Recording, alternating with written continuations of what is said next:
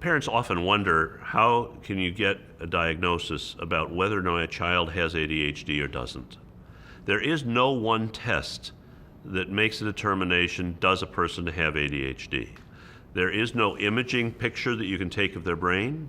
There is no blood test. There is no computer test. There's no electroencephalogram. This is not something which is determined by any one single test. What's really involved in learning about somebody enough to know if they have a diagnosis is a well-conducted interview of a mental health or medical professional who understands ADHD with the parents, with the child, also making use of information from school, if they're in school, and from other people who can tell us more about how this child is functioning in aspects of everyday life. It's usually a conversation, an interview, or possibly a series of a few interviews between the professional and the parents and the boy or girl to be able to learn more about what is daily life like for them and how does it compare with what you'd normally expect for somebody else in that age.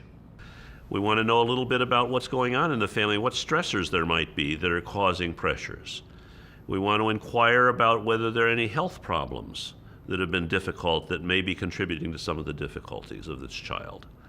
We want to know what other people in the family have had. Are there several other people? We know that ADHD is inherited. And are there several other people in the family, close relatives perhaps, who have similar problems which would increase the likelihood? All the characteristics of ADHD. If you look at that list of symptoms and show it to anybody and say, have you ever had this? Everybody's hand would be up and say, sure, of course. But those symptoms that we all have sometimes, difficulty focusing, difficulty getting started, getting distracted too much, quitting too soon on a task, those are all things that everybody has some trouble with.